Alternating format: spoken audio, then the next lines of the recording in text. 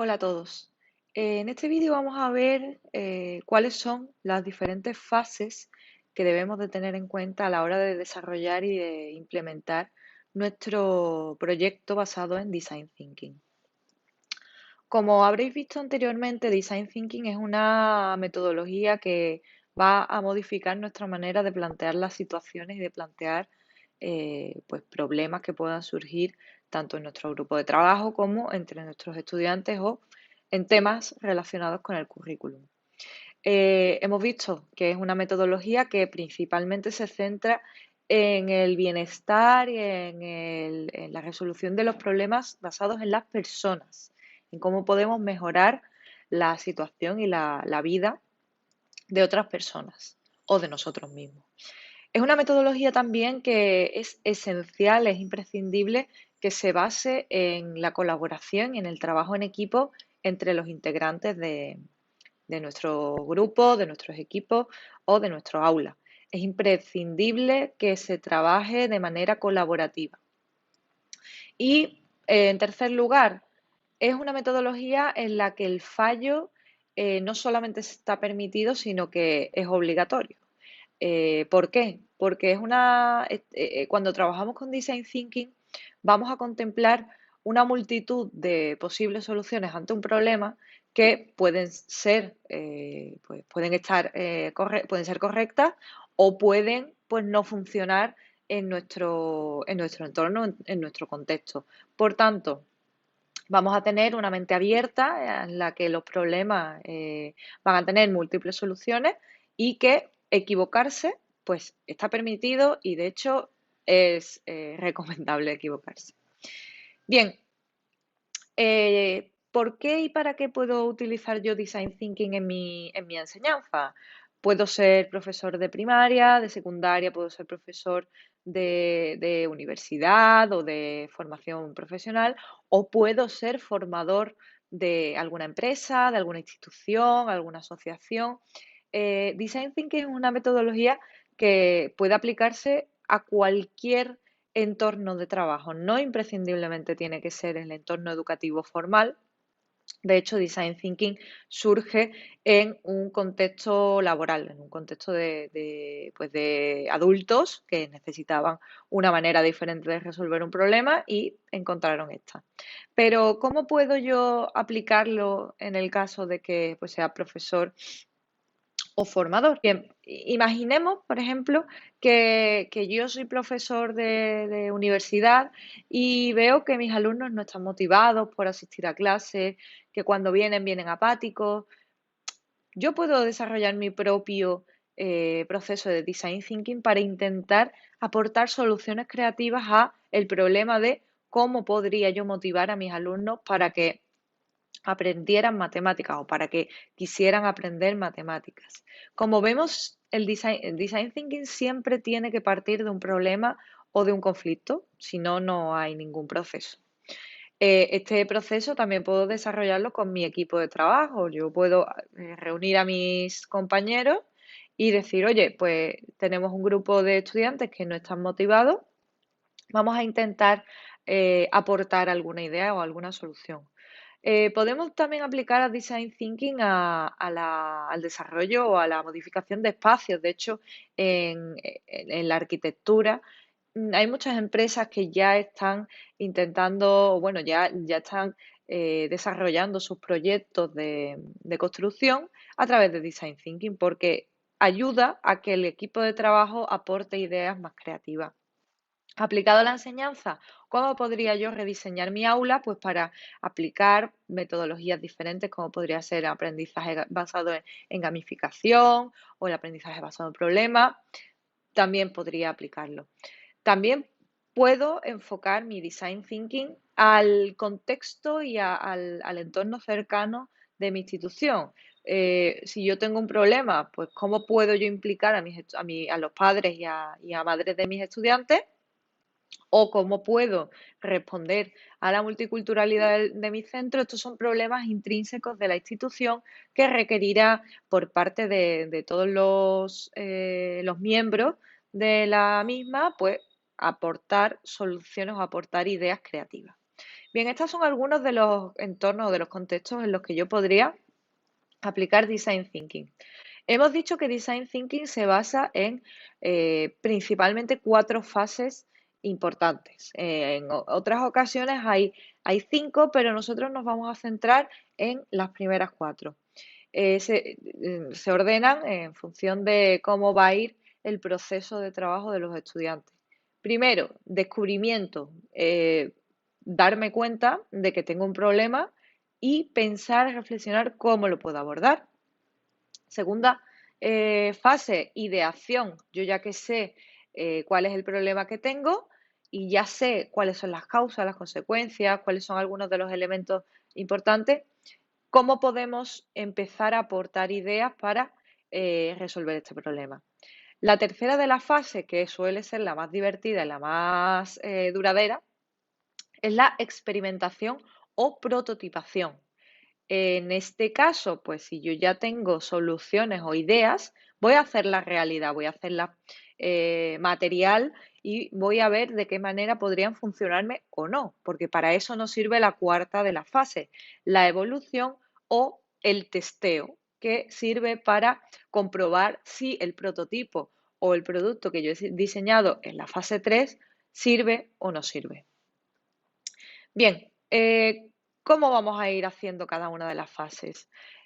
Como hemos dicho, vamos a intentar contextualizar el design thinking en un problema que es que una alimentación desequilibrada conduce al sobrepeso. Eso es un problema que la mayoría de la población conoce, pero tenemos que saber también cuáles son las posibles soluciones y cómo podemos luchar contra este problema. Bien, la primera de las fases, imaginé que yo llego a mi clase, a mi aula y planteo a mis estudiantes este problema. Hemos dicho en otros momentos que el design thinking se conjuga muy bien con el aprendizaje basado en problemas o el aprendizaje basado en casos. ¿Por qué? Pues porque ambas metodologías parten de un problema, de un conflicto que tenemos que solucionar. Bien, en la primera fase, yo llevo este problema a mi aula o mis alumnos se dan cuenta de que este es un problema y en la siguiente clase pues vamos a abordarlo. Lo primero de todo es definir nuestro problema, es decir, desengranarlo, desglosarlo, conocer cuáles son las causas, las consecuencias, a quién afecta, de qué modo les afecta. Y para ello vamos a hacernos diferentes preguntas o vamos a plantear a nuestros estudiantes diferentes preguntas. La primera de todas, ¿qué sabemos sobre este problema? Sabemos que, pues, una afirmación, una alimentación desequilibrada va a conducir al sobrepeso. También es importante saber qué no conocemos sobre este problema. Pues para intentar abordar este conflicto de una manera más cercana, vamos a aplicarlo a los estudiantes de nuestra aula o del colegio o de la universidad. Pensemos este problema de una manera global. ¿Qué no sabemos? No sabemos cómo se alimentan los estudiantes o nuestros compañeros en sus casas. Lo importante de esta fase es formular afirmaciones o formular preguntas, mejor dicho, sobre este problema. ¿Cómo podríamos, en este caso, cómo podríamos conocer o qué podemos hacer para conocer qué tipo de alimentación tienen los alumnos en casa? Bien, para conocer este problema, para conocer estas causas, mis alumnos, por ejemplo, podrán diseñar un formulario que van a compartir con sus familias o con sus compañeros, podrán hacer entrevistas a los compañeros en el recreo, podrán hacer preguntas o entrevistas también a los padres. Es decir, esta fase es en la que yo voy a tener que recabar toda la información. Imaginemos que estamos hablando de otro problema relacionado con el medio ambiente. Los alumnos podrán buscar esa información y documentarse a través de artículos de prensa, noticias, vídeos que yo les ponga sobre pues, algún documental sobre National Geographic. Es decir, en este punto, los estudiantes o las personas afectadas tienen que saber y conocer absolutamente todas las causas, consecuencias, los elementos que entran en juego de este problema. Una vez que los alumnos ya hayan buscado toda esta información, ¿cómo van a trabajar con ella? Por eso ponemos aquí los posits. En Design Thinking solemos trabajar mucho con posits. Es decir, si yo ya he recabado toda la información que necesito, voy a ir escribiendo en cada uno de los posits en forma de afirmación cada uno de los elementos que yo conozco. Por ejemplo, el consumo de bebidas azucaradas afecta al sobrepeso. Y esto lo pongo en un post-it y lo pego en la pared. ¿Por qué pegarlo en la pared? Esto ayuda al equipo, a la clase o a todas las personas que estén solucionando un problema en Design Thinking a, de un simple vistazo, conocer cuáles son los elementos con los que estamos jugando. Habrá tantos posits como afirmaciones o como información yo conozca. Una vez más, el error está permitido. Si nosotros vemos un post-it, nosotros como profesores vemos un post-it en el que dice que las bebidas que están edulcoradas no apoyan el sobrepeso y yo no estoy de acuerdo con esa afirmación, yo tengo que dejar ese post-it. Yo no puedo ir en contra de la afirmación de un estudiante o de un trabajador. Es decir, el error que nosotros entendemos como error no existe aquí. Bien, imaginemos, ya tenemos una pared entera llena de posits con todas las afirmaciones y con todo lo que ya conocemos sobre este problema. Este problema en nuestro caso ha sido el sobrepeso, pero imaginemos que estamos en una institución, en una empresa y tenemos un problema relacionado con la distribución de mesas. Hay gente que opina que deberían de sentarse pues 2 personas en cada mesa y otras personas que opinan que cada uno debería de tener su propia mesa. Estos son problemas que surgen en las organizaciones y que normalmente se dejan aparcados, pero si todos apoyamos este proceso de design thinking, probablemente surgirán ideas que nadie se había planteado desde un inicio y que pueden beneficiar a todos. Bien, una vez que ya sabemos y hemos descubierto todo lo que sabemos sobre este problema, llegamos a la fase 2, que es la fase de ideación. Vamos a aportar ideas para resolver nuestro problema. Es decir, yo ya sé qué causas tiene el sobrepeso, qué consecuencias tiene, por qué surge, cuándo surge, a quién afecta más y a quién afecta menos. Y en esta fase vamos a idear soluciones que nos ayuden a resolver este problema de sobrepeso o el de las mesas que comentaba anteriormente. Una vez más nos planteamos preguntas entre todos. ¿Qué podemos hacer para enfrentar nuestro problema? Y una vez más vamos a hacer uso de esos posits. En este caso, pues podemos cambiar, jugar con diferentes colores. En el anterior amarillo y en este pues podemos hacer con posit verde. Y cada uno de nosotros, individualmente o de forma grupal, debatiendo, vamos a proponer nuestras ideas. Pues en este caso, a mí se me ocurre proponer una semana de la alimentación saludable. Habrá tantos posits como ideas haya. Otra pregunta, ¿qué necesitamos para resolver nuestro problema? Habrá ideas que sean alcanzables y habrá ideas que no sean tan alcanzables porque necesiten logística, necesiten también financiación. Vamos a ir a aquellas que sean más reales. En este caso, pues una idea, participación, implicación de la familia, porque es importante que estén involucradas. Conforme vayamos dando ideas, tenemos que ir debatiendo con el grupo si esta idea que yo he aportado funcionaría o no funcionaría en mi institución. Una vez más, el error no existe, sino ideas diferentes entre compañeros. Otra pregunta que podemos aportar, ¿qué problemas preveemos que podemos encontrarnos? Es decir, aquí ya vamos a ir desechando diferentes ideas que no sean alcanzables pues, por los motivos que hemos dicho. Por ejemplo, tenemos una falta de tiempo y de organización para planificar esta semana de la alimentación saludable. Entonces, en lugar de la semana, podemos hacer un único día. Se trata de ir aportando tantas ideas como se nos ocurran en equipo.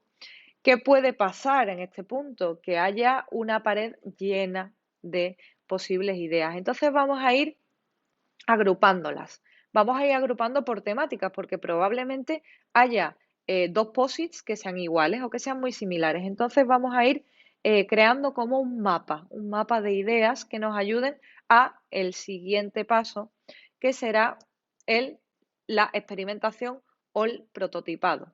Bien, en este punto ya tenemos esa pared llena de no solamente elementos que conocemos, sino las ideas que ya nos han ido surgiendo. Ahí es el momento de experimentar si nuestra idea funciona o no funciona. En este caso, es imprescindible que visualicemos y que intentemos materializar nuestra idea llevada a la práctica. Podemos hacerlo de diferentes maneras. Podemos hacer una simulación, por ejemplo, si seguimos con la semana de la alimentación, voy a crear, o mis alumnos van a crear un anuncio para los padres, los profesores, contándoles la idea y luego voy a aplicar un formulario preguntando que qué les parece, si participarían. De esta idea, yo ya voy a tener un feedback, es decir, las personas afectadas sobre este problema van a decirme si les funcionaría o si les serviría esta solución. Puedo diseñar un diagrama. Aquí las ideas son múltiples. En función de cuál sea la solución que yo he creado, podré también prototipar con una maqueta. Pues esto se hace mucho en arquitectura. Antes de crear el proyecto definitivo, se crea una pequeña maqueta. O puedo crear un vídeo para intentar convencer a las personas que están afectadas por este problema sobre que mi idea es la que sirve. En esta fase sí que es verdad que habrá decepciones, porque habrá personas que hayan luchado por su idea y su público o las personas a las que han consultado pues no hayan respondido satisfactoriamente. Bueno, tendrán que cambiar de opinión. Esto es un proceso de iteración, se denomina. Iteración significa pues avanzar, avanzar, avanzar, y si yo veo que en un punto me he estancado, que tengo que volver hacia atrás, voy a hacerlo para reformular mi idea. Bien, y llegamos a la cuarta de las fases de Design Thinking, la evolución. Yo ya he preguntado a mi público, pero tengo que llegar a un consenso con mi equipo de trabajo. Pensemos que este proceso de Design Thinking es un proceso colaborativo y en el que necesitamos que todas las personas que estamos trabajando para un fin estemos de acuerdo.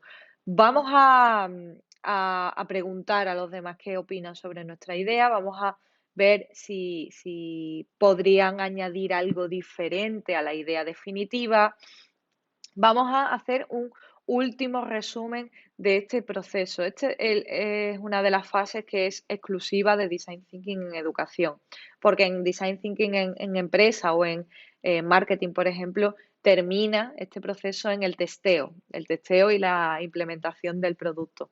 Pero en educación es importante obtener ese feedback y llegar a un punto final en el que tanto los alumnos como el docente reflexionen sobre el problema, reflexionen sobre la idea y reflexionen sobre si el trabajo que han desarrollado en equipo es válido, es aplicable, funcionaría, no funcionaría, qué problemas surgirían en un futuro. Es decir, seguir planteándonos preguntas que nos ayuden a fomentar ese espíritu crítico y de resolución de problemas en nuestros estudiantes.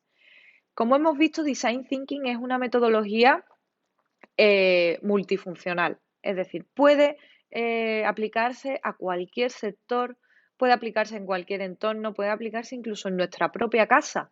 Imaginaros que tenemos un problema en nuestra propia casa y los miembros de la familia se reúnen para intentar de una manera democrática y de una manera colaborativa aportar una solución que esté conforme todos los miembros de la familia.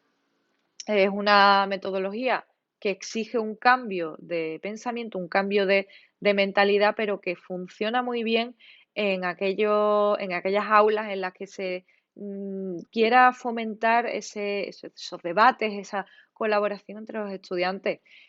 Sobre todo también que se aplique junto con el aprendizaje basado en problemas y en casos.